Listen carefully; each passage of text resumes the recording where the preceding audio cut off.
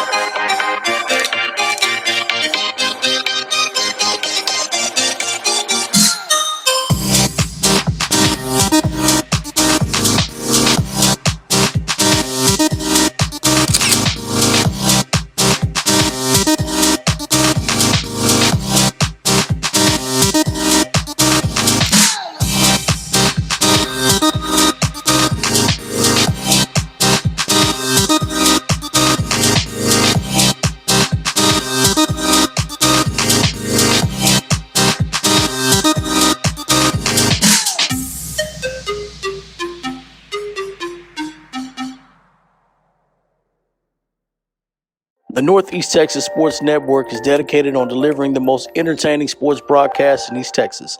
And if you're interested in having your next sporting event streamed live, visit us online at NETSN.live. Welcome, everyone, to the Power Plus Mouthguard Beasts from the East show. It's week 13, the area round. It's your boy Brett 20 here. Alongside of me, you got the usual suspects. We got KO Kyle Owens, Jeremy Hubbard, Corey Marshall, Vincent Johnson. How's it going, guys? Good. Yeah, going good. Going good. Got the round 2. Playoffs are in full force, guys. And just real quick, how'd you guys do last week in the picks? I did pretty decent last week. Better than I thought I was going to do, for sure. I think it ended up 6-4. And looking at the scores originally, I thought I went about 3-7, Vince. I wasn't sure I did very well, but I'll take 6-4 last week. There were some interesting results. It's about the 4th or 5th week I've gone like 7-3. So I think, or I went 7-3 this week. A couple of weeks I went 8-2 or something like that. But I've been pretty steady, like, surprisingly. The Tatum pick helped. So I kind of picked on Tatum last week. I told him I expect for him to win since I'm actually going to pick him this time around, but that helped me out. Yeah, I went 7-3 too. The Jefferson one hurt me. I thought Jefferson was going to pull that off against Pottsboro, but 7-3 is not bad after a couple 5-5 weeks that I had. So I'm trending upwards now. Mm-hmm. Yeah, I had 8-2. The game I was at, I had Brook Hill winning. That it didn't go my way, and I think the other one I had Yeah, that I one. had wrong was the what pick was it I had wrong? I had Athens wrong. I thought that Uh, was going to work no, out. it was the Arp Tigers, which I'm glad I missed that one. I had decab, so those are two I And missed. that one, yeah. So He's 7-3, uh, baby. He's wow. 7-3. Oh, Corey stepping up with a 7-3. Well, good news is, guys, we start over again this week. Got some really good area matchups here to talk about today. Let's go and start with game one. Will be Thursday night. So make sure you get your picks in on Thursday. We have a couple of Thursday night games in the mix. So get your picks in Thursday. I know we had a couple of people last week. I don't know who they were, but I noticed that there were less picks on for the Thursday games than Friday, which means they forgot to put their picks in on Thursday. So make sure you get them in. We got Sunnyvale and Gilmer. That game will be at Rose Stadium in Tyler. Kyle, looks like that field behind you there, isn't it? Yeah, that's the one. Earl Campbell Field at Yeah. Christus Trinity Mother Francis Rose There you Stadium. go. There you go. Guys, I'm looking down at Sunnyvale's schedule here. They lost to Terrell and Kaufman as their only two losses. The Kaufman one kind of is weird to me because Lindale beat them earlier in the season pretty bad. They struggled this year a little bit more than I thought they would. But they're in a district that's not real strong. You've got Dallas Lincoln and Wills Point, Roosevelt, some teams that aren't predominantly football powers. And then it's just Gilmer. I think we know how good Gilmer is. They won an offensive battle last week with Center. I'm sticking with the Buckeyes this week. I think they're going to go on and may see a All East Texas game with them next week, possibly. Yeah, I'm gonna have to roll with the Buckeyes too. I was fortunate enough to see them last week. We'll talk about that later tonight, I know, in our wrap-up show. But yeah, the Gilmer Buckeyes, man, Will Henderson is an absolute monster out there. They got speed all over the field, does Gilmer. Defense has been playing a lot better here recently over the past month or so. So yeah, give me the Gilmer Buckeyes. I'm same thing with you, Brett. I think Sunnyvale, that loss to Kaufman is my hang up with Sunnyvale. So give me Gilmer. Roll Buckeyes in the black flag defense. It's funny because when I look at this, I hate to look at stats, but we don't know a lot about Sunnyvale. Obviously, the district's bad. I'm with you that the Kaufman loss is really bad. They did only play 4 games against teams with a winning record, right? They beat Aubrey, who we're going to talk about a little bit later. They beat Dallas Carter, who knocked off Sulphur Springs last week, right? So that's a little better team than we thought. They beat Caddo Mills pretty bad as well, but then they lost to Terrell, whatever. You mentioned, I think there's going to be a lot of points scored. I know last week it was 69-34 in that Gilmer Center game. There could be a lot of points scored in this one too. I'm looking at last week alone, they had 2 guys over 100 yards receiving. Man, they like to throw it around, it looks like. And it's a scary game because we know Gilmer defensively, they've got some things figured out right early on. We talked about that. But we talked about Will Henderson. You did 206 yards last week in the win. Another back, Gervais Smith, had 200 yards also. I just feel like it's playoff time. You got to start going with Gilmer. And to go against Gilmer in the playoffs, especially this early, is kind of wrong. I'm going to go Buckeyes too.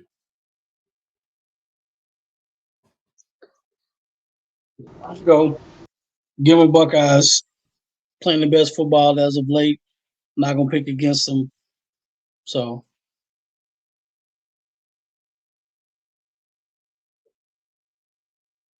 All right. Vince, go ahead.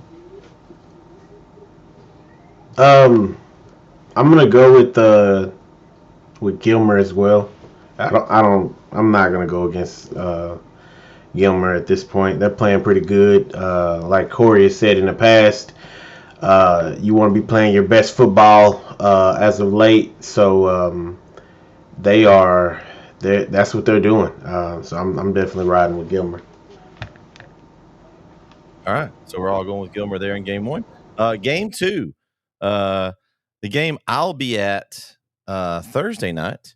Vince is going to be hopefully joining me in that one as a second round matchup between Garrison and Beckville, fellas. What a tough matchup for both teams. I know we got to see Garrison last Thursday, and they're not bad. They got a couple yard bros that are pretty good. Yeah, and those are not even guys you hear about when you talk about Garrison, right? Just looking at last week alone, we knew Omarion Raspberry coming in was going to be a stud. We knew J.D. Black was a stud, but Antonio Yarbrough came in, gets a rushing touchdown, gets a pick six, and Brett and guys, if you watched it, they dominated from the very beginning of the game. I don't remember who won the coin toss, but if they won the coin toss, that means they dominated every aspect of the game. I think they actually lost the coin toss. Well, something had to go Leon got right. it first, and then they stopped them, and then it was them all the way. But there's a couple things interesting about Garrison. We talked about this during the broadcast. They are so big up front. The offensive line is massive. I mean, I'm not joking, guys. If you haven't seen them, they're a 4A or 5A sized offensive line. Now, and what hurts them, but it's going to hurt Beckville too, is those guys go both ways. They wore down a little bit. They didn't have to play in the second half, right? But that's going to wear on you if you're in a game as you go along. Beckville last week knocks off Alba Golden. I've been pretty critical of Beckville, especially going to week one. They got hammered week one, and they have not looked back since then. They've been very, very good since week one. Jacoby Williams, of course, it's hard to be much better than that guy, right? He's, about 40 touchdowns, 2,500 yards total on the year. Well, they've done kind of what you talked about that Grace Prep did. They put him at quarterback this year. Yeah. Get him the ball more, and he's always touching on every play. Yeah, which is right at that level, especially give your best player the football all the time. Now, I think what makes it difficult for Beckville, playing Garrison is, the offense that Garrison runs, a little double slot or the wing tee, whatever you want to call it, whatever formations they want to get into with the bevy of backs that they have. I think it's such a challenge defensively to stop those guys. And we saw in that game Thursday night as well that once they lull you to sleep with the run, they'll hit you over the top for the pass with Shepard and some of those guys. So, this is a big boy football game. I love it. It's not fair. It's in round two. And call me, I guess, a little recency bias or being there, but I'm going to go with Garrison in this one. I really think, man, they're both really good. I love Garrison and what I saw him do, and I'm going to go with Garrison in this one. Yeah, this is tough, and you said it right, Jeremy. It's unfair. It's unfair to both these teams. It's unfair to East Texas that we have to see this in the area round of the playoffs. This is a regional final type matchup, something to go to a state championship type game, and we're getting it in the second round. So it's unfortunate that one of these teams has to exit the playoffs so early. These are two really good football teams. Beckville, that opening loss to Timpson, I mean, everybody's lost to Timpson, but that opening loss was without Terry Bussey, and Beckville got blown out in that game. But Beckville has been playing a lot better football in these past few weeks. They're not the same team they were at the start of the year.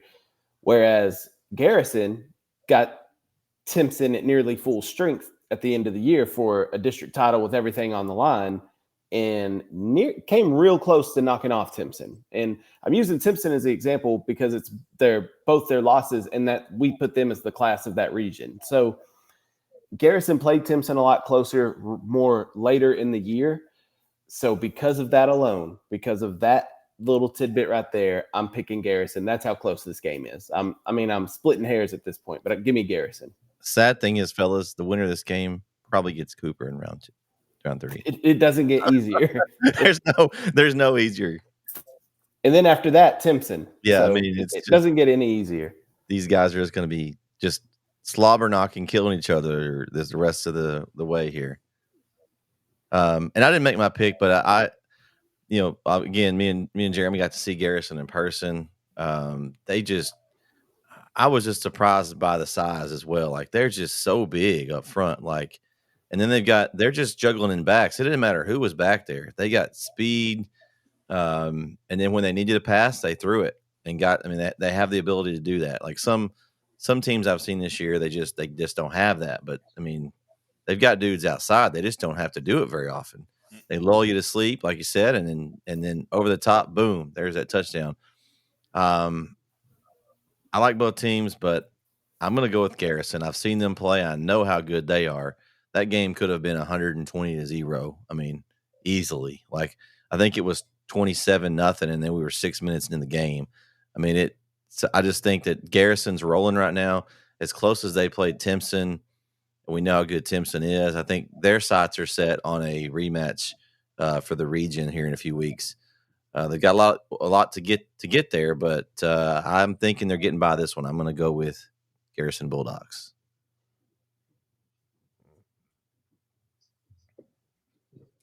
Ooh. I guess I got to be the odd guy. I'm picking the Beckville Bearcats. I think, I think Beckville's a little pissed off. We've disrespected them past couple of years, especially in the Timpson game, and I'm not gonna doubt them. I've been doubting. I haven't been doubting them all year. I think I picked Beckville in every game except for Timpson, and I know you guys saying Garrison is a team, but man, Beckville's been disrespecting some people, and you got to play pissed off in the playoffs. Garrison's really good. I knew Garrison's gonna be good anyway, and this is that game. This is that game. When I'm picking Beckville, I'm picking Beckville. Eat 'em up, cats. I think I'm gonna go with Beckville too. Uh, I think that this is a tough matchup. It doesn't bother me that they face each other right now, because when I was growing up, that's how it was. You started playoffs. There was no easy games. You started out smack. You had to go against the best. At times, and like you said, the round after this is finna get harder, and then after that it'll get harder.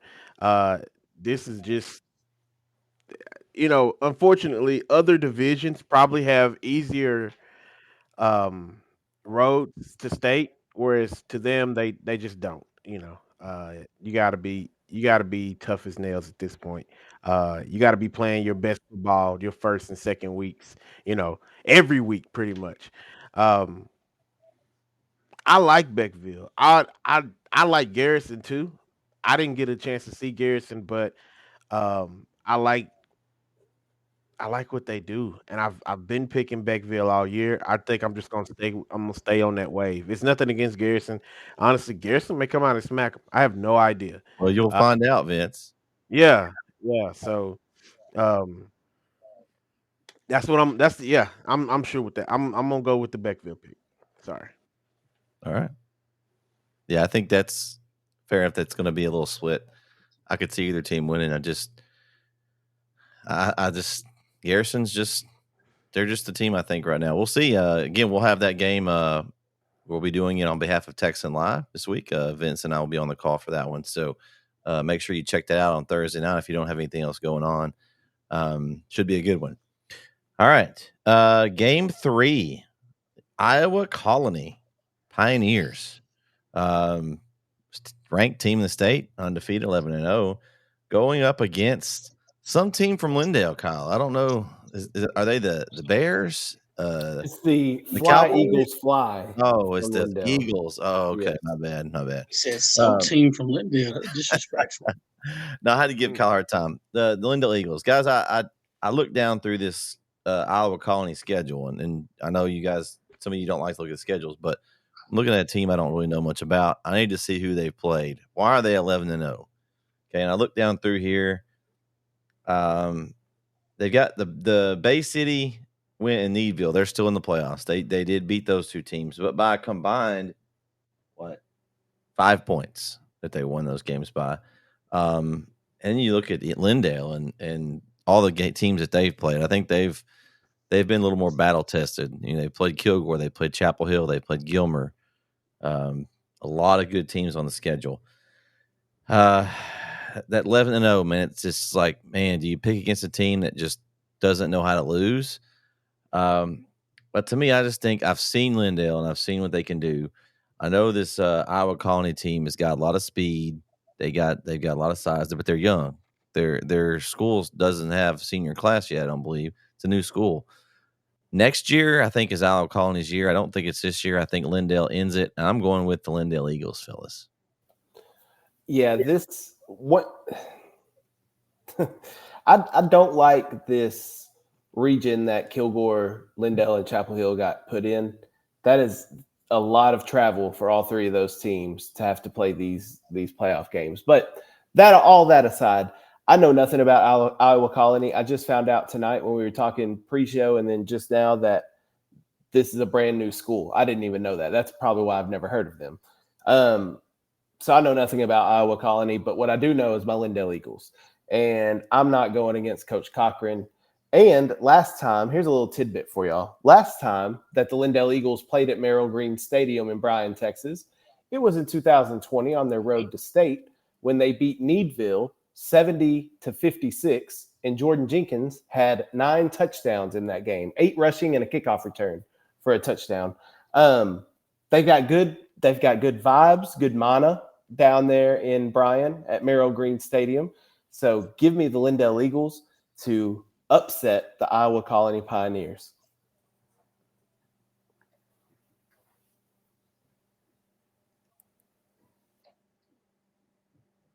All right, Jeremy, what do you got?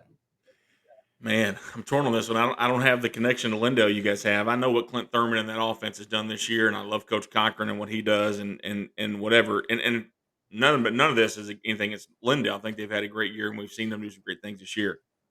It's hard to ignore 11-0, right? No matter who you're playing, especially, I think people look at their youth as a bad thing, and I kind of look at it like, okay, they're taking a bunch of freshmen and sophomores, and they're 11-0, right?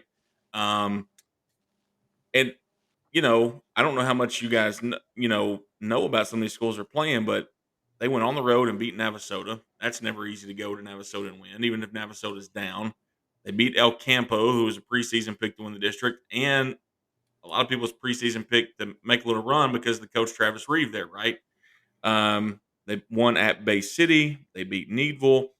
They run the ball for just over 7 yards a carry, and that's, man. I say in the playoffs, you got to stop the run. You got to be able to run. I'm torn, man, because kind of like Corey, I never want to pick against the East Texas team here. Lindale defensively, that's the conversation we've had all year. That's kind of been like the thing we're worried about with them, right? And now you're going to play a team that runs the ball 7 yards a carry. I can't get past the 0 and 11. I'm going to. People are going to hate me. I'm going to go Iowa Colony here. I just think that I think you have to respect that a little bit and the teams that they've played along the way. Not that Lindale hasn't played a tough schedule. We're in the second round of the playoffs for crying out loud. Everybody here's a good quality team. But I'm going to go with Iowa Colony. In an attempt to change your mind, Jeremy. In an attempt to change your mind. Take off. Let me speak for the Lindale contingency here. So Lindale was an underdog against Chapel Hill.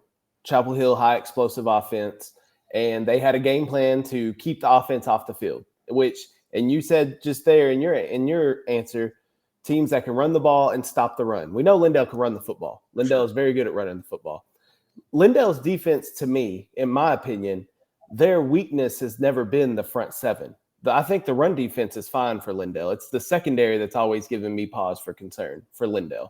So I think going up against a running team like that is actually an advantage for Lindale because I think they're better up front than they are on the back end of the defense.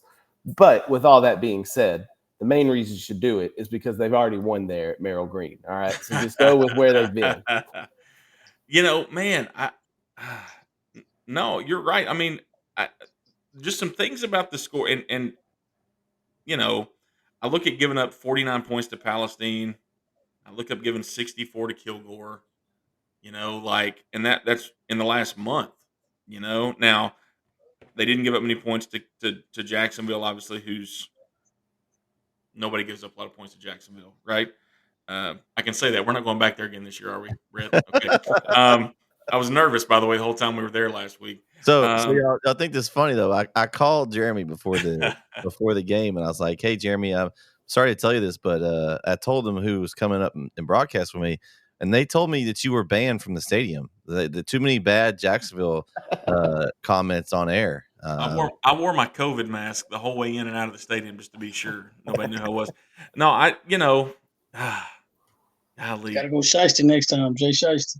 I should have. Get Yeah, a hold. I'm gonna Cover. stick with my Iowa Colony pick, and I don't know. I just have this feeling that even I look at the youth as a good thing, right? That if you're able to do that with that group, I'm with you. I think next year they could be really good. They got 41 guys back from last year. Those 41 guys are all going to be back again next year.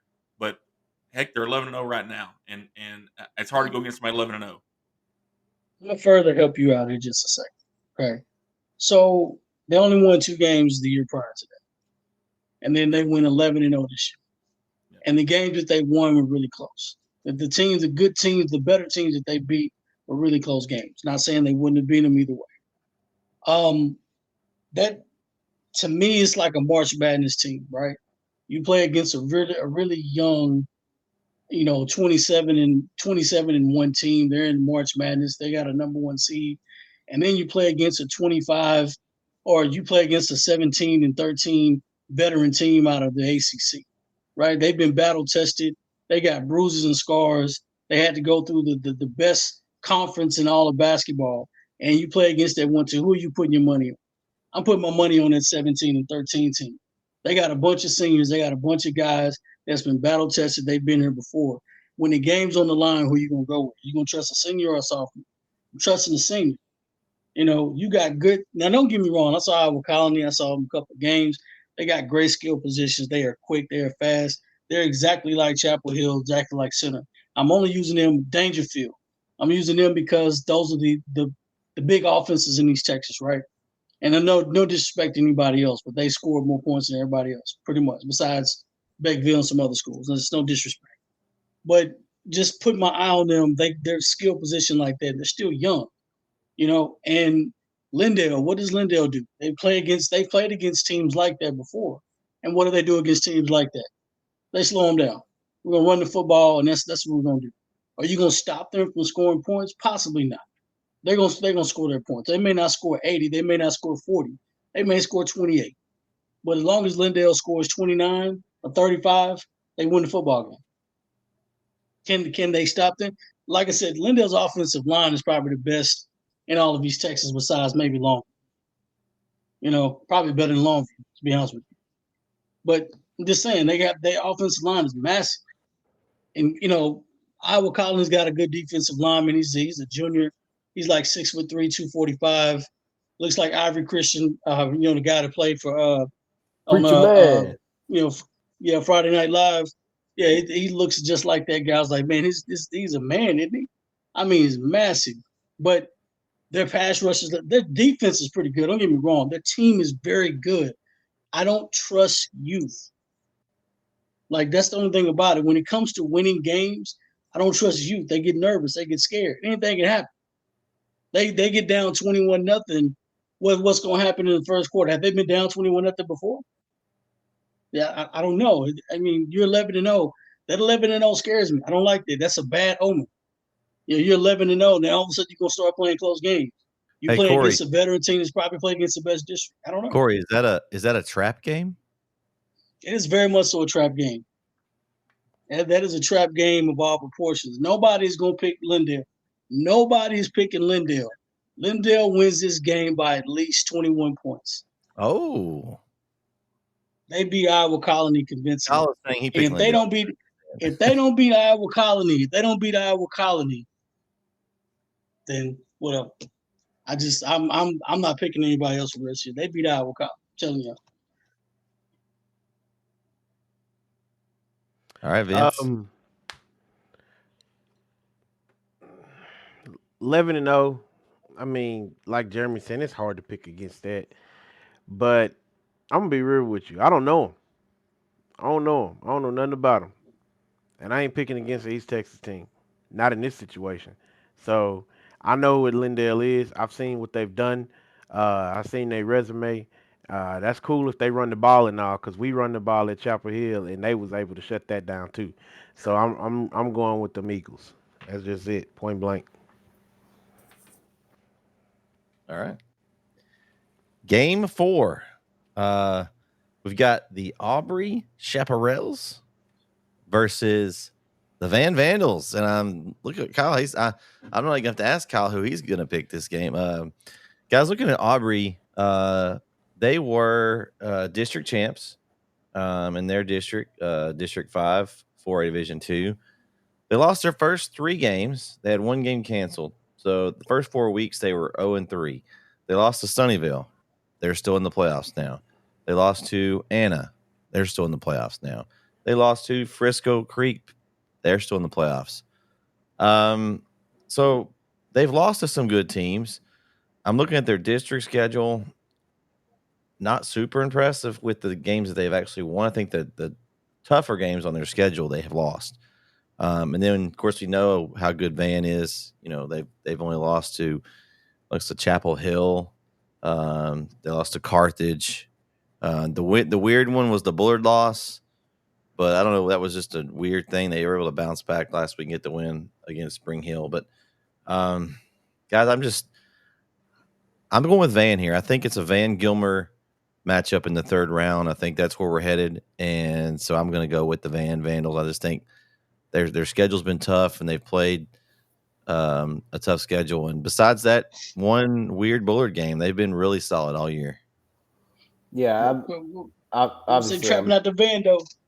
We're trapping out the Vando, Corey. We're trapping out the Vando this week. Yeah, I think Van. You know, they did have a stinker in the final week of the year, the season against Bullard, but they bounced back last week, scored 63 on Spring Hill. I think their offense kind of got back rolling again. Caden Rowe had a heck of a catch over a Spring Hill defender last Friday night. So I think Van is kind of rolling in the right direction. They had 10 possessions last week, did the Vandals, scored on 9 of them, with the 10th one being a kneel down at the end of the game. That's pretty good efficiency, Jeremy. I would, as a coach, you love to see that, huh? Yeah, I'm going to have to go with Van. You sold me on with that one. No, I was picking Van before that, right? I mean, they did beat the mighty Lindale Eagles, right? We just had a long talk about that. But hey, easy. I'm just saying. Anyway, no, Van's the pick here. You know, I mean, we've talked all year long about how special Van is, and you know, looking ahead to the Van Gilmer matchup, whatever. But I think Van's looking. They're not looking down the road. I think we're looking at Van further down the road even than that. So Van will win this one, I think, pretty convincingly.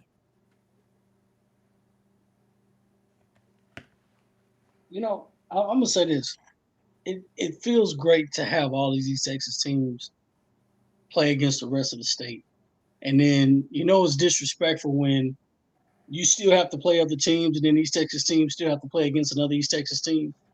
Like that the state of Texas should be like, why do they get to do that? Because it's so dang hard. You throw a rock and you can get a state championship team, caliber team anywhere, right? That's just what it is.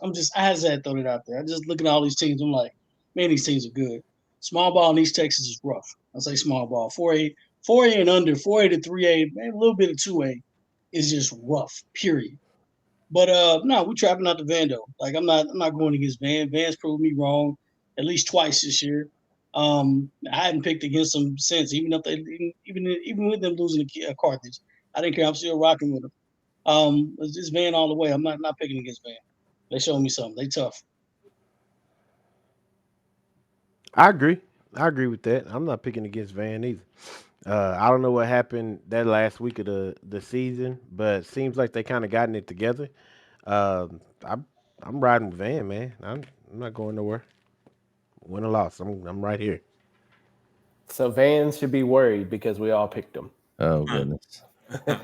There was a graphic on the screen of who we all picked. Yeah, just don't watch the show. That's all you gotta do. Game 5, guys. An East Texas battle. This is where myself and Jeremy will be Friday night. So you have the Harmony. Is it Harmony versus the Tigers. Versus the Arc Tigers. The hot eye. Man, just a another great East Texas matchup here, guys. And man, ARP did me good last week. Even though I picked against them, they still said, "Oh no, we're gonna go on and just gonna win this one and show you what's up." And honestly, you look at this matchup. I think Harmony, you know, they're the better team coming in this game. I just think looking at the schedule and who they've played, who they've beaten. They lost to Hooks early, very close game. We know how good Hooks is, but they got that big win over Dangerfield the last week of the season. Huge win there. They lost to Beckville. We already talked about how good Beckville is. I think they just got more solid wins than ARP. I think ARP's had a great season. I think this game will be competitive. I really do. I think ARP will compete. But who would have thought coming into the season, and we talked preseason, that Troop would be out first round and ARP is still in play. It just, just depends on how the matchup goes. And shout out to my man Ty. Shout out to my man Ty Barsley with the game-winning field goal in overtime. Used to be on the AYSA board out there, and he was one of the soccer kids that when I was refereeing and stuff. And all that soccer paid off. He'll have a memory for his rest of his life on a game-winning field goal. That's a cool moment. But I'm gonna stay with my scenario. I'm gonna go with Harmony because I think they're the better team. But if ARP wins, I'd be excited for him. I really would. I think honestly, Coach Meeky has overachieved with turning this program around in year two and getting a playoff win. I mean, he's playing with house money at this point. So ARP has nothing to lose. I think the pressure is all on Harmony. Can they come out and play a good game? And I've seen ARP in person play. They're a really good team. Vince and I went and did that game in Grand Saline. They came out and took it to them. I just think what Harmony has is they have a lot of returning experience, playoff experience, and they're on a mission to. I think there's a lot of folks that said that Harmony's run was kind of a fluke. I think they're out to prove that it wasn't, that they're legit. And so I'm going to go with Harmony, fellas.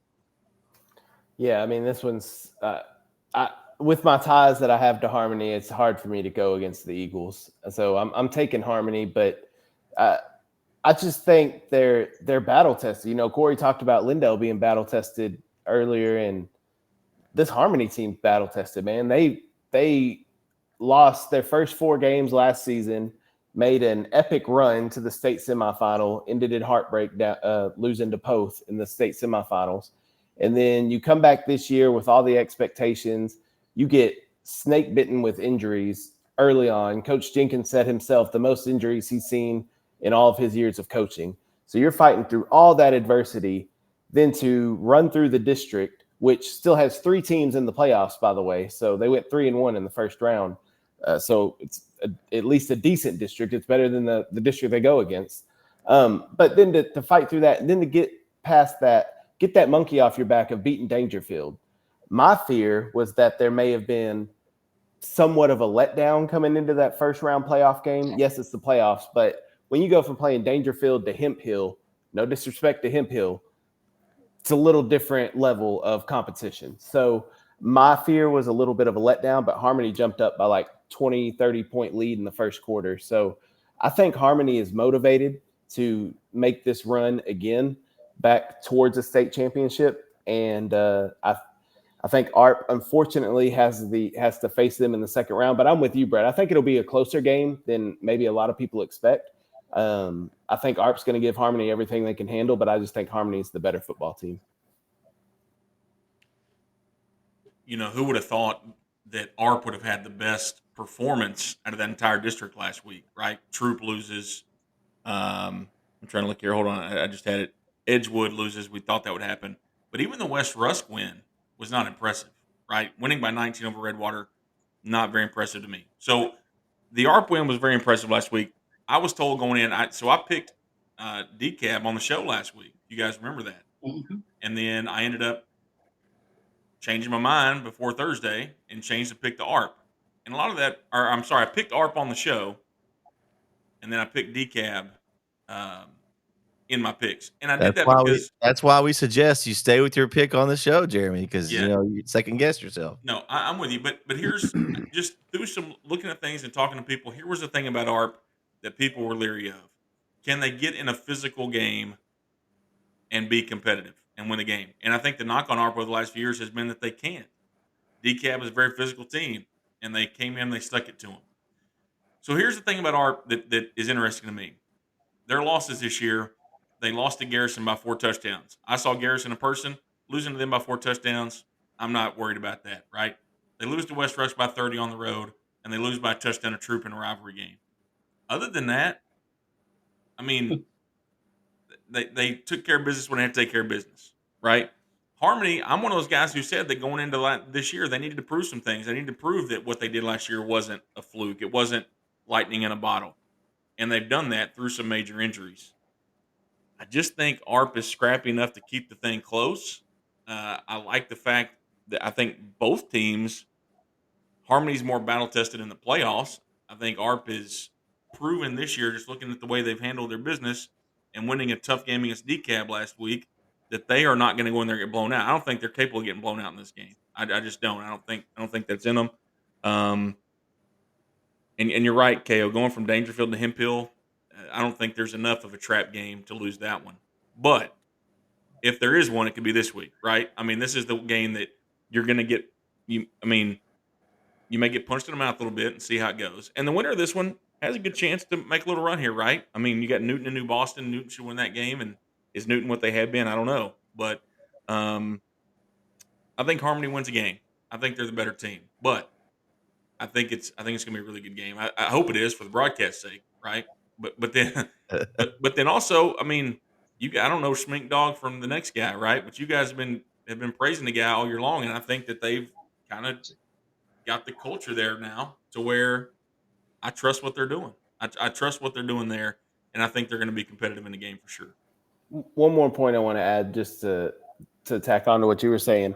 Another thing is a lot of these teams that Harmony's going to have to go through are the same teams they went through last year who are going to have revenge on their mind. Newton being one of them, West Rusk being one of those teams. Yeah. So also you don't want, and I don't think this will happen. I don't think Coach Jenkins will allow this to happen, but you don't want Harmony to overlook ARP anticipating that matchup with Newton in the next round. You can't look ahead in the playoffs. You have to we can look ahead. We're not playing, but as a team and as a coach, you can't look ahead. You got to focus on the team that's in front of you. And I think Coach Jenkins and Harmony will, but that's another just kind of fear that I'm in the back of my mind. You don't want to look ahead to Newton, like you say, Jeremy, then get punched in the mouth and be in a hole and then be in an absolute dogfight for the entire game. I lived it about 3 days ago. I mean, truthfully, no, seriously, you I don't want to say you don't take them serious, but you look up against a team that's not better than you, and you're down by 2 scores and you can't catch up. It's just not the playoffs aren't built for you to be able to do that consistently. And so I think they'll be ready. I think Harmony will be ready. I just think ARP is gonna give them a better game than people think, even if Harmony plays well. That's all. So I'm gonna hold this up. Chapel Hill, y'all know why. I could, Brett disrespected my school because he didn't put him on the picker, but it's okay. We gonna learn from him. Didn't but put him on the Dog is a Chapel Hill. Are you? Don't know. Because it wasn't a good game to put on the pick 'em. They're gonna beat El Campo by 28, 35. But still, don't disrespect the blue and gold like that. I didn't disrespect them. Listen, y'all leave Chapel Hill alone. We don't need no jinx, no nothing. Y'all just scratch all of that. Nobody said about Chapel Hill. Everybody be quiet and just let Chapel Hill play. Schmink Dog is a Chapel Hill graduate, so that's why we got much love for Schmink Dog. ARP all the way. I'm picking ARP in this one, but this is not just why I'm picking ARP. He's playing with house money at this point. Harmony is the favorite. They're going to be the favorite, and it's one of those things where this is that program defining win for ARP. They've been a great football team all year. They've had some ups and downs. They beat teams. They pretty much won the games that they were supposed to win, right? And they lost against a game, lost against a better opponent. This is a game where, it's both of your records are 1-0, right? You can tell it to your team. Guys, they're 1-0, we're 1-0. That doesn't matter who they played all year. This is 1-0 at this point. Who are you at this point? You'll come in and get beat by a team that should beat you guys, or you'll come in and compete. Like, what do you want to do? That's a dangerous opponent. As an opponent that don't have nothing to lose. They're not even a favorite. That's a dangerous opponent. And if you're Harmony, you've been that opponent before, so you know exactly what that feels like. So this is a trap game for Harmony, as of course. Do I think Harmony's a better team? I think they are. I think they got that H on the chest for a reason. But this is a perfect game for ARP to sneak up on Harmony and say, you know what, not today. I'm picking ARP in the upset. Trap game.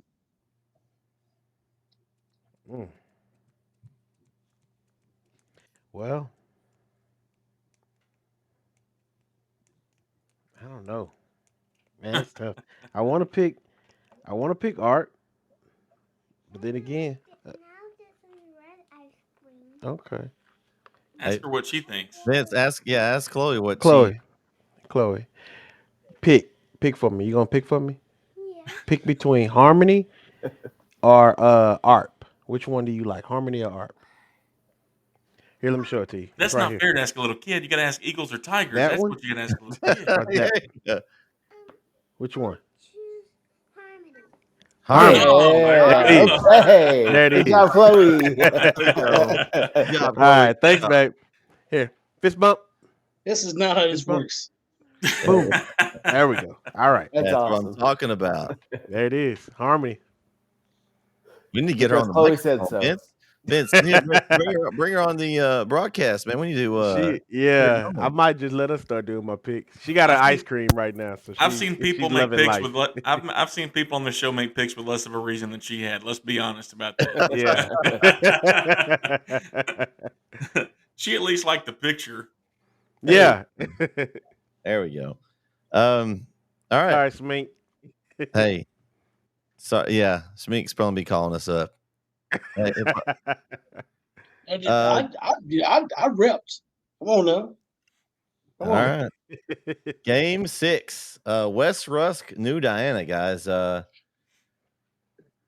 Man, this one was tough to me. West Rusk.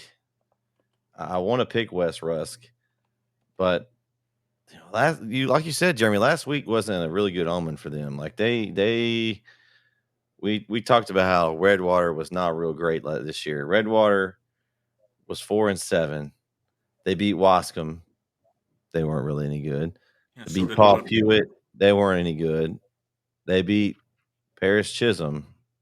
They weren't any good. Like the only teams they beat were not good. So for West Rusk to come out and only beat them by 19 points, it worries me a little bit. They only beat Edgewood the week before by 15. An Edgewood team that is solid, but they were the 4th best team in the district. I want to see the team that beat Art by 30. That's the team I want to see. And I'm hoping they do that. I'm going with West Rusk here. I think that last week was hopefully a wake-up call for them. Coach Mata will get them in there this week and say, hey, guys, we got to come out with our A game. We can't play with these teams. We got to come out and assert our dominance. I'm going with West Rusk, but I think this is going to be a really, really good game. I think it's whoever comes out and plays the best. I don't think there's an advantage just for really either team. I think it's who comes out, plays, who doesn't turn the ball over, takes care of the ball, makes no mistakes. I think that's going to be a really key into this game. This one, on just looking at the names of it, immediately I was like, yeah, West Rusk, boom. Mm-hmm. But then when I started looking at it a little more, this New Diana team, yeah, they only scored 6 last week, but they didn't give up any. They shut out Anderson Shiro. That's a 3-2 matchup where New Diana was the 3, but the 2 ahead of New Diana, Harmony and Dangerfield, they're only 2 losses this year. So I just New Diana's non-district to me was not impressive at all. And then West Rusk, when you look at their non-district, their 2 losses to Malakoff and Tatum, 2 pretty good football teams there. So West Rusk has struggled the past couple of weeks, but I'm kind of going to put them in the same group with Van, where I think they're better than they've shown the past couple of weeks. And I think that they will use this New Diana game to kind of get right, if you will. Not saying it'll be a blowout, but maybe find out some things that they can move forward going on in the playoffs. I just think West Rusk is the better team. I'm impressed with New Diana's run. And if the New Diana defense that came out and played against Anderson Shiro last week comes out and plays against West Rusk, then this one could be very interesting late. But I think West Rusk just has too much firepower with Ty Harper now, and I can't remember. There was a Jimmy Harper that was on the team a couple years ago, and now a Ty Harper. I think it's Ty that's on the team now. Jimmy a couple years ago. Anyway, they got athletes all over the place at West Rusk too. So give me the Raiders.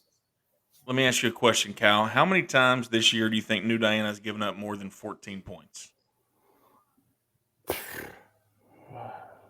I can look at the schedule, but I don't know. Don't look at the schedule. Three. They Okay. give up more only 3 times? Probably times. I can guess what a couple of those teams Sorry, were. I'm sorry, 4 times. Okay. Probably Dangerfield, Harmony, or two They of them. gave up 42 to Harmony and Dangerfield. Okay. Now, the Harmony game, they only lost by 1 point. That was at home, 42-41. Okay. Then they gave up 35 to Wascom on the road at Wascom. Ooh, That's not good. But they gave up 28 to Redwater. I'm sitting here talking bad about West Rusk only beating Redwater by 19. And New Diana only won by 7. At home. Only won by against 7. Yep. Right? Now, I like the 6-0 win last week. I love a 6-0 game in the playoffs. That was probably boring for everybody who bought a ticket, but if I'd have got in there for free, I'd have been happy. Okay. But here's the thing. They were picked dead last before the year started in their district, right? Freshman quarterback DeJuan Johnson has been better than advertised. I think they thought he was good, right? I mean, he's got 4.5, 4.6 speed. He's doing it on the air. He's doing it on the ground. But West Rusk has that playoff experience we're talking about, right? Colt Jackson, 1,000 yards. Noah Murphy, of course. They got all kind of guys, right, that they can go with on that West Rusk team. And quite honestly, we talk about having a new coach. We've talked about this a few times this year. A new coach, but a new coach that's been on staff for a long time. And that personality and that culture is still there. Same group. They're battle tested in the playoffs. I love what New Diana's done, but I don't think they can get it done this week. I think it's going to be West Rusk. And I think it may be, of the games on our list, well, there's a couple more we'll talk about in a minute, but this one could be pretty convincing, I think.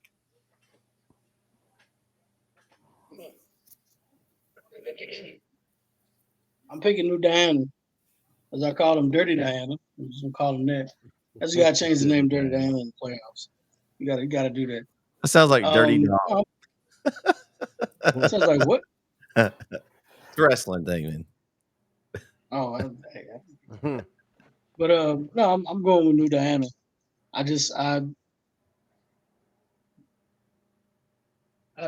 They have the tougher district. I'm going New Diana. I think they're ready.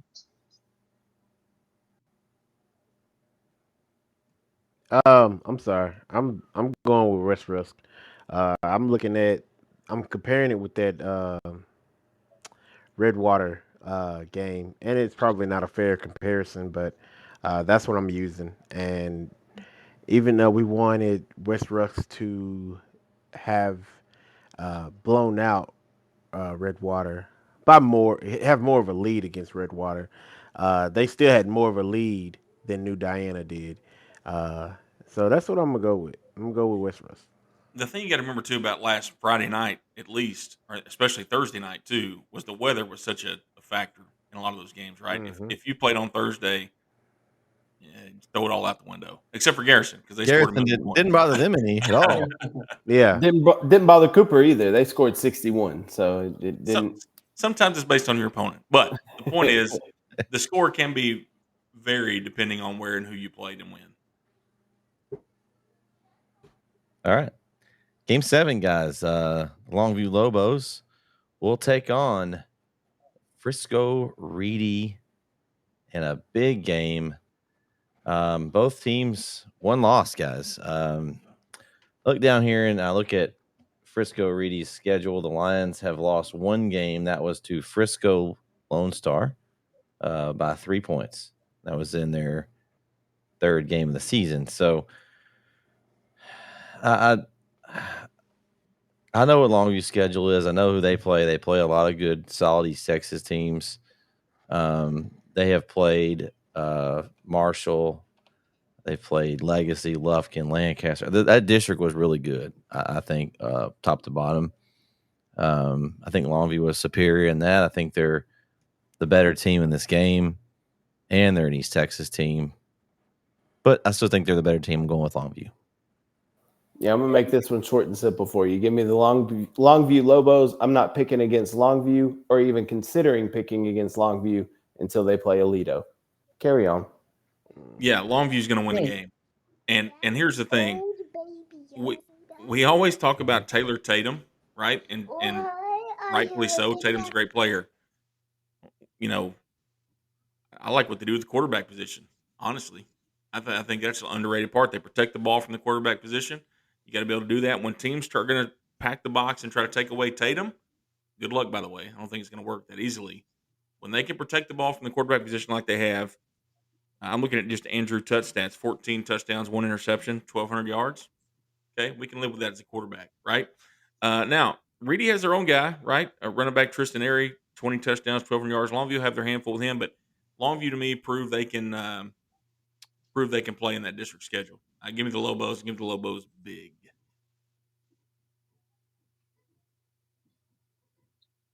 Yeah, it's L for Longview, for sure. I'm not picking them over anybody else. I'm not picking them over everybody else besides East Texas. So you know how I'm going with that. I don't think they're gonna bow down just yet. So I'm picking Longview.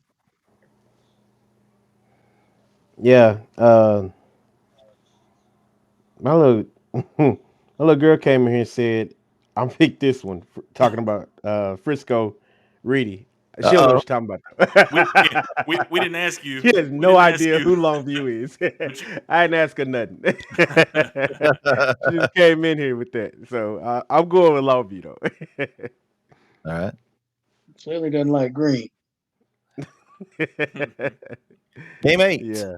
Malakoff and Mount Vernon. Man, it's another really good matchup here in East Texas game. I guess Malakoff right on that edge. Corey, they're right on the edge of East Texas for your geography. I know exactly where Malakoff is. Okay, I'm just making sure. I know where Malakoff is.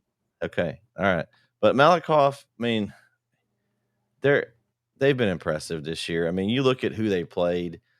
West Russ, we just talked about them still in the playoffs. Grandview, they're still in the playoffs. Got Gladewater, who made the playoffs, which is who Mount Vernon beat last week, by the way. You've got, Fairfield. And they've played the schedule kind of got easier as it went down, but they played some guys this year. They have not really been challenged hardly at all. You look at their closest game is, that's hard to find one. Grandview by 30. Grandview, that 30 points, the closest one. I mean, and you look at the defense. Corey, you like defense. How about this for a defense? How about giving up 14, 21, 0, 7, 0, 0, 0, 7, 10, 14, and 0? I'm taking Malakoff by a lot. Sorry, Mount Vernon. Your run's over. Yeah, Malakoff's a really good football team. 5 shutouts in their 11 games. Defense has been now. To preface that though, Kemp, not a good team. Yeah. Eustis, they gave up 7-2 with probably the 4th string in. Not a good team. But yes, their closest game has been a 30-point game to Grandview, who we all think is a really good team. Mount Vernon's been playing better football here recently with that big win over Pottsboro at the end of the year to get this 2 seed. And here's another thing. Let me just say this real quick about seeding in playoffs. It is almost a punishment to be a 2 seed because Lindale facing Iowa Colony, one of the top teams in the state, as a 2 seed, who Chapel Hill gets El Campo. So you get rewarded for losing earlier and becoming a 3 seed instead of a 2 seed. Just like this, if Mount Vernon was a 3 seed, they're playing Grandview this week instead of having to take on Malakoff. Like, it's just, I think this 2 seed out of the districts, for some reason, they get punished in that second round game where they have to play the 1 out of another district or something. And it's just, I don't know. I don't like it. That's about a little rant. They should let Chapel Hill beat them. They should let Chapel Hill beat them. I'm not saying that. I'm just saying the seeding system seems kind of jacked up to me when you can fight all year to get a 2 seed and then have to play one of the better teams in the second round. I guarantee you that Coach Hubbard is going to have the same argument because that was the same way that happened to Burkill. I got to bring it up. Well, honestly, it was. I mean, we talked about it that Yeah. you guys fought all year to get that home playoff game, but then you ended up having to play probably the best team out of the district because they just slipped up and did that. Yeah, for sure. Okay, so what I'm about to tell you has nothing to do with my pick. My pick's easy, right? Okay, but we talked all year long about what in the world's wrong with Mount Vernon. They lose to Sabine, and we're like, what the heck? Then they turn around the next week, lose to Mineola. We're like, what in the world's going on in Mount Vernon? Do a little deeper dive here as I'm looking at this. Their best two players are sophomores, right? And so their improvement's been pretty marked. Cord Johnson, the quarterback, he's thrown for 1,400 yards, 8 touchdowns. Dawson Witherspoon, the sophomore running back, has run for 1,600 yards and 25 touchdowns. And look no further to how much they've improved. In week 2, they went on the road, beat Gladewater by 16. Last week, they beat them by 42. So Mount Vernon's a much better football team than they were 2 months ago. However, it's not going to be good enough this week. They're going to lose to Malakoff. But let's just keep this in mind when we roll around next August and we start talking about teams on the rise. Anybody who's getting their sophomores, freshmen, juniors even, the experience they're getting right now, and they're putting up the numbers they are right now, it bodes well for them for next year. So Mount Vernon will be back in the conversation next year, I feel like. But this week it's all about the Tigers from Malakoff this week. Yeah, y'all know I like Malakoff. You know, I've been a Malakoff fan since I was a little kid. Their basketball team was legit way back in the day when TJC used to host those regional basketball tournaments for Class 2A. Malakoff, Great Plains, man, they'd be there every single year. They had a great run, and just got good athletes. Now the football team's on the map. Great athletes. They're like the Tatum of the West. I mean, they play. I mean, they play hard and they play tough and they're big. And I give them much respect. Just like Jeremy said, I've been watching a lot of these teams, these young teams here. We said the same thing about Gilmer. They're young, and these teams that like good sophomores. We witnessed that, Chapel Hill and some other schools. They've got some good sophomores, good freshman, sophomore class. When they finally get in their own, man, they just look unstoppable. As individual players. Look at Terry Bussey and Timpson. Those guys have just turned it on. They're churning out athletes. But if you're Mount Vernon, the up and down, the herky jerkiness, man, that loss looks bad. Every time you look at that Sabine loss, looks really bad. But I'm not going to play them right now. It's playoffs. They're 1-0 in the playoffs right now, but Malakoff's a better team. And they may just take this one on the chin. But it's okay. I'd rather take this one on the chin than not be in the playoffs at all. So I'm going Malakoff, guys. One reason and one reason only. Their quarterback name is Mike Jones. Yeah. Who? When I saw that, the first thing I said was, who? And I was like, oh, yeah, I'm not picking against him. I wonder what his phone number is. I know. I should ask you. So, you know what? I couldn't be a basketball announcer. I couldn't be a basketball announcer. Man, that would be crazy. I'd be like, Mike Jones, and I just have the whole student body. Who? Hey, the sad thing. No, not even just that. Could you imagine, running like the scoreboard and all of that? I'd be playing it. Listen, I know Mike Jones got some questionable music, but I would at least play a little sound bite from that. That's the sad part, though. He's probably not even old enough to know who Mike Jones is. He probably don't know who Mike Jones is. He don't even get it. No. He don't even understand that his parents know who Mike Jones is. His parents know who Mike Jones is. Okay, listen. Here's how I know you're right. When we played in Houston a few weeks ago, I looked at one of our other coaches, Coach Agnew, the boys basketball coach. I said, the fact that we're in Houston and we've played a game, we're about to leave here, and we ain't played Mike Jones or Paul Wall one time shows that we ain't doing it right. So it's a crime. Yeah, exactly. So, no little flip, no nothing. I ain't got nothing. Man. I just, oh my God. No Bun B, no Pip C, no nothing. I'd have to play it just one time. I'd have to play. He scored a touchdown. I have to play it at least one time. Sounds like from the south. It sounds like we need an old school podcast to go back to some old school music or something, guys. Can you still call Mike Jones' phone number, I wonder? Man, I'm pretty sure he shut that down. Let's try it. I'm going to try it right now. Here we go, guys. Y'all ready? Here we go. Let's see. Hope nobody answers. Number is no longer. If he picks up this phone, bro, I'm telling you. Is that hello? Who's it? It's ringing. Is it ringing? This could be great radio or bad radio. I'm confused. Come on. Come on, let's go. He ain't gonna answer. He ain't gonna answer. Okay, He ain't gonna answer. At I'm least- reading. At least they had a cool voicemail box or something. I know, It's man. the old Like, pick up the phone commercial. Oh man! All right, game 9, fellas. Tatum takes on Whitney, and Whitney comes from District 7-3. They're in the same district with Grandview. 10-1 the season for Whitney. Their lone loss was to Grandview. But look down here through their schedule, and I can just Dallas Life Oak Cliff. This isn't basketball. This isn't basketball. They're not good in football. Dallas A+ Academy, 85-0. Dallas Madison.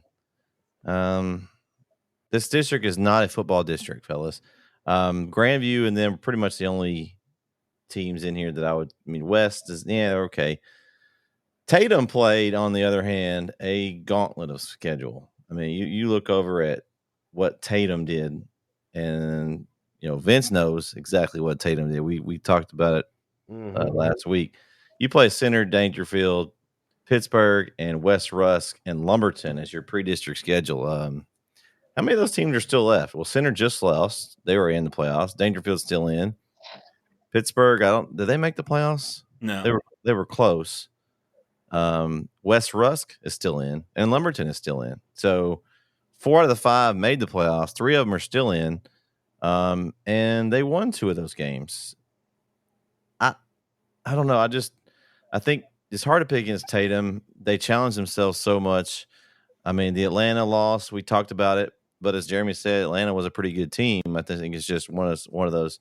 Tatum didn't have to have that game, so there wasn't an urgency. They'd already won the district championship. Maybe they just wanted to rest some guys.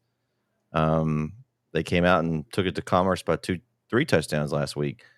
So give me the Tatum Eagles, guys, in this one. Yeah, I think basically everything you just said, I agree with. Tatum's had a more difficult season. I think Whitney is in a very soft district outside of them in Grandview, and West, I guess you could add in there, is decent. But yeah, Tatum's played a much tougher schedule. And so, yeah, give me the Tatum Eagles. Yeah, I'm going to go with Tatum. I had in my notes here that Whitney scored 60 points 5 times this year. Doesn't matter. One of those is Grace Prep. I mean, not Grace Prep. Sorry, excuse me, because they took care of us. But Life Oak Cliff, they beat 64-14. We hung 60 on those guys too. The Grandview loss.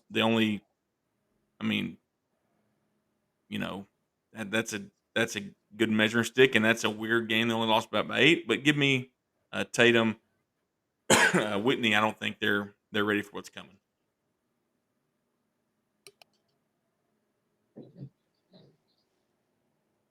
Taking a big fee. Tatum Eagles, baby. I just want you to know there's a lot of Eagles in this pick 'em. It's like 8 Eagle schools? That's a lot. And that's really a lot. But anyway, hey, go Eagles. I'm going with Tatum, obviously. I kind of gave him a a little bit of an ultimatum last week. They heard you. If you will. Yeah. I said if you lose this game, I'll never pick you again. So I didn't think about if you win this game, I have to continue picking them. But I think that's only right. Or at least for right now it is anyway. So yeah, I'm going with Tatum. All right. Game 10, guys. This game 10 is another one of those wow matchups in round 2. You've got Hooks versus Dangerfield. One of these two teams will be going home after round 2. And this is the one game on mine that I didn't fill in. I kind of left this one blank because to me, this is just 2 really good teams. Hooks, if you can either say they are 10-0 or 10-1, depending on who you ask. They had the one game that was canceled, but Winsboro was winning the game. But everything else on their schedule is a win. Dangerfield's losses were to Timpson, Center, and Harmony, 3 really solid teams. Man, I don't know about this one, guys. I'm gonna let you talk a little bit and see what someone sways me on this one because I'm kind of up in the air. This one was the toughest one for me. All out of all the picks, I just went back and looked through the schedule and Dangerfield, 2 of their losses, Timpson and Center. Center's out of the playoffs now, but that was a close loss. And then Timpson was a close loss. We know how good they are. Harmony was a close loss. They won the district. But outside, if you look at Dangerfield's last 7 games, basically when district started and then the 1 playoff game, 5 of those 7 games have been shutouts. 42-0 Hughes Springs, 42-0 New Diana, 40-0 Elysian Fields, 62-0 Queen City, 48-0 New Waverly. And then they gave up 6 to Wascom. And then Harmony beat them 26-21. Now, we just talked about this New Diana team, how they were improving, and Dangerfield shut them down tremendously. I think I'm just going to – I want to just err on the defensive side. I think Dangerfield's playing some better defense right now. Now, Hooks, they put up 92 last week.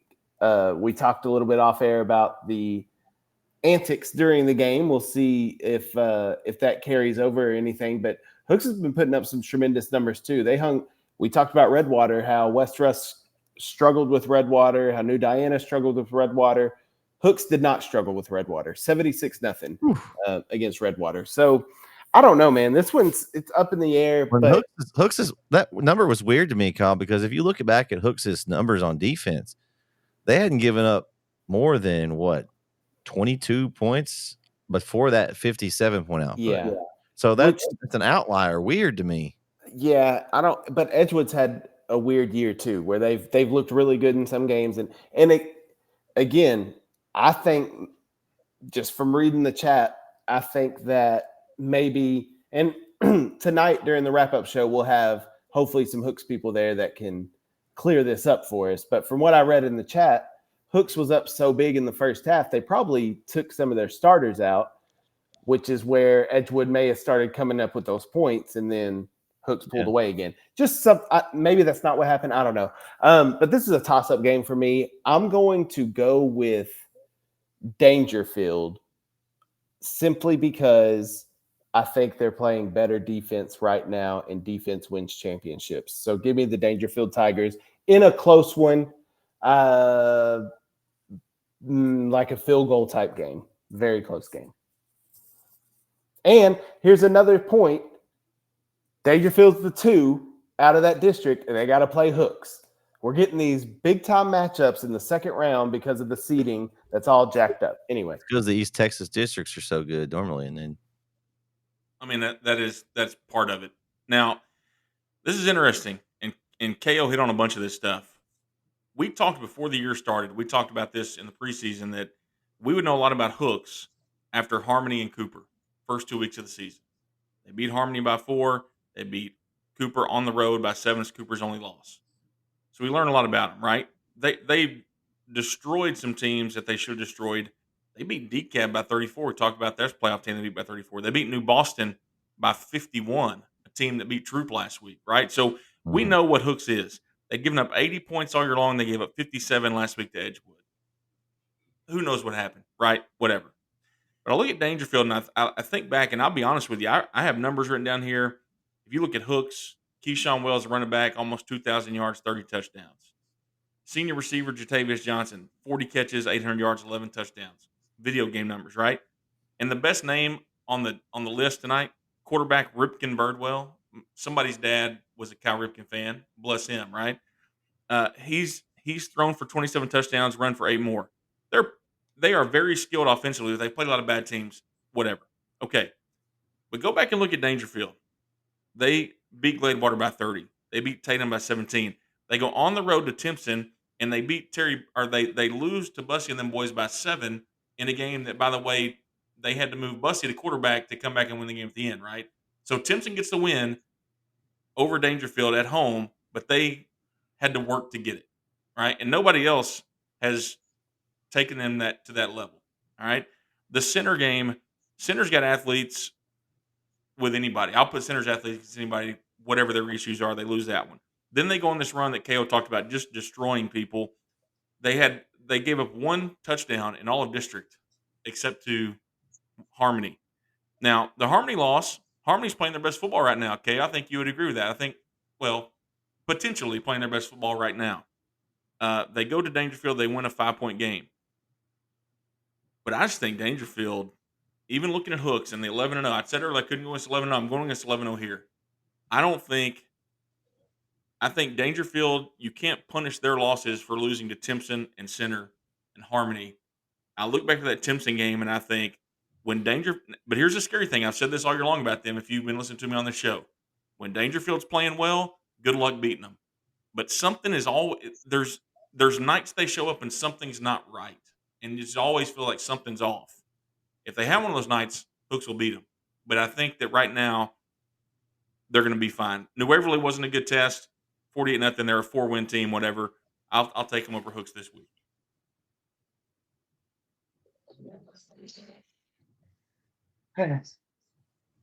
First of all, I want to say it wasn't 8 Eagle schools on the floor. I had to correct myself. But anyway, no, nonetheless, Dangerfield. I'm picking Dangerfield. I know Hooks is dangerous, dog. I mean, actually, Dangerfield's gonna be an underdog in his bout. But Dangerfield's let me down the past couple of years, and I've been picking them, man, left and right. And every time I get hyped up to pick them, they let me down. Kind of like Pine Tree or Shine Tree this year. They Shine Tree because they made the playoffs. And as soon as I pick them, it's like they end up losing, strangely. But I'm not doing that this time. I'm picking Dangerfield for the upset. And it will be an upset because Hooks is better than Dangerfield this year. Hooks is rough. And this is going to be a dogfight. This is one of those bowl game matchups. It's like Georgia versus Oregon or something like that. Well, I wouldn't say Oregon because Pac-12 will never fare well. Let me pick another school. I don't know, Oregon versus Utah. That'd be a lot better. But I don't know. It's just I'm hoping Dangerfield. I'm hoping Dangerfield does me right, and for this pick'em challenge. And I hope they get it. I hope they get this dub. It's going to be a good game nonetheless. It's going to be a close one too.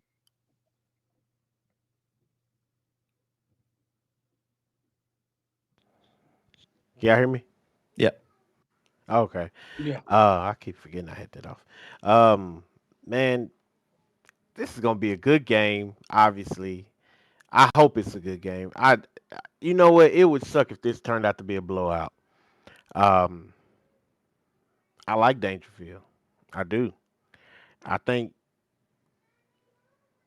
Dangerfield deserves to go to the next round. I think Hooks does too, though. It's just unfortunate they have to meet right now. Um, but that's what this is. So I think I'm going to go with Hooks. I think that's what I think that's what's settled on. I'm just gonna ride with Hooks and see what they do. All right, Vince, I agree with you. I'm going with Hooks in this one. I think it's going to be a great game. Man, you just look at their schedule and they've played some tough teams and they were able to take care of them. Not saying that the teams they played were better than what Dangerfield has played, but they did take care of Harmony earlier in the year, and that was a healthy Harmony. They did. It was a healthy Harmony week. Now, you're going to say, well, that was week one. They've changed or whatever, but they've continued to improve. Agree. They played with Winsboro as well. I think Winsboro is a really good team in 3A Division One. It was a really close game whenever the game was called.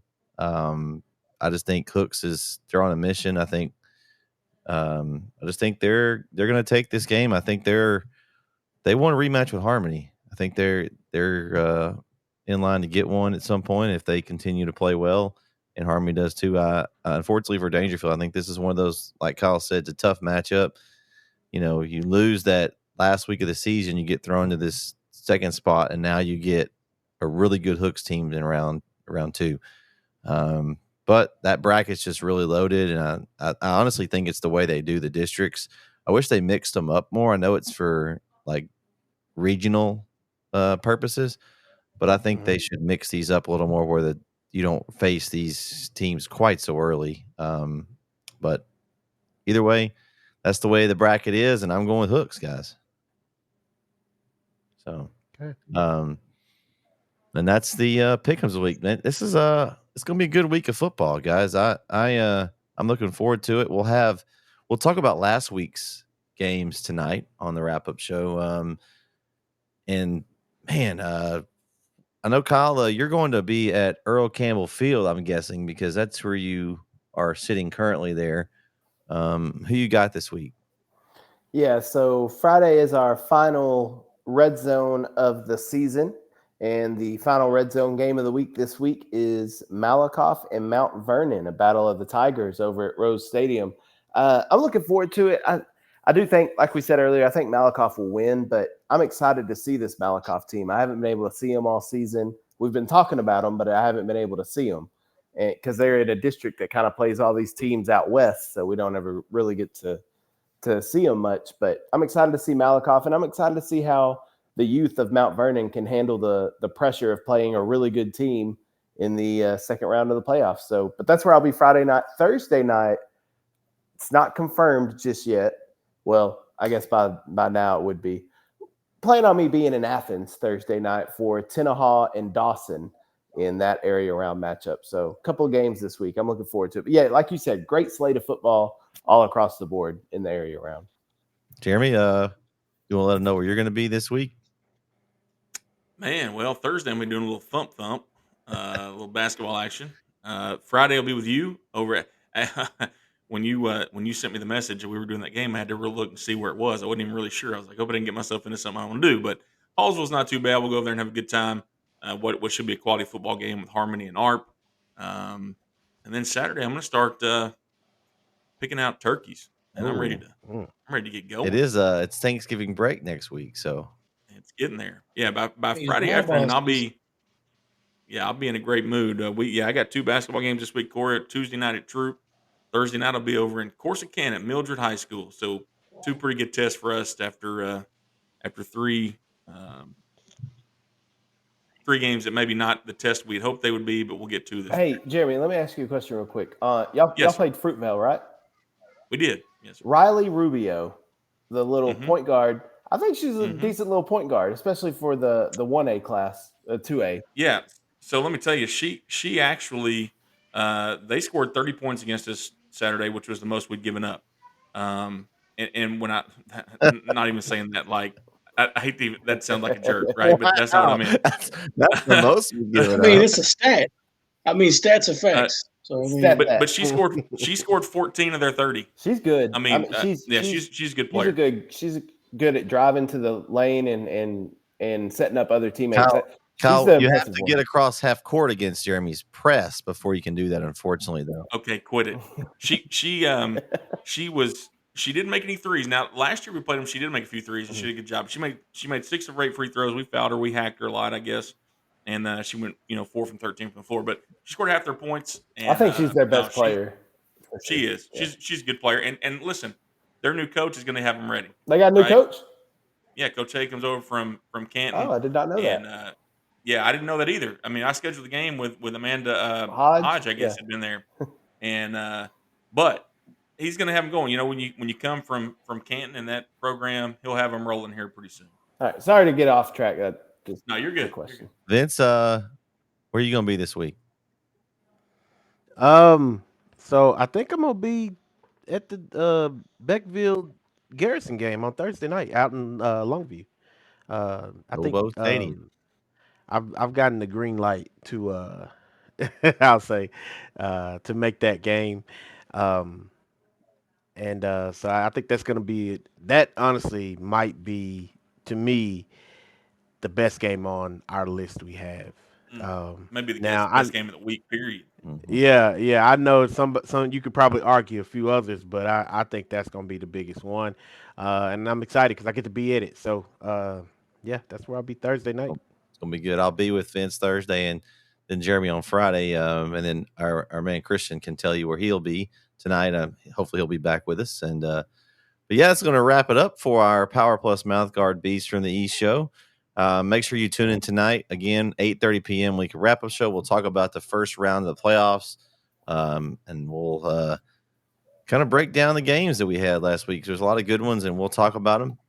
For K.O. Collins, Jeremy Hubbard, Corey Marshall, and Vincent Johnson, we'll catch you next time right here on the Beast from the East show on NETSN.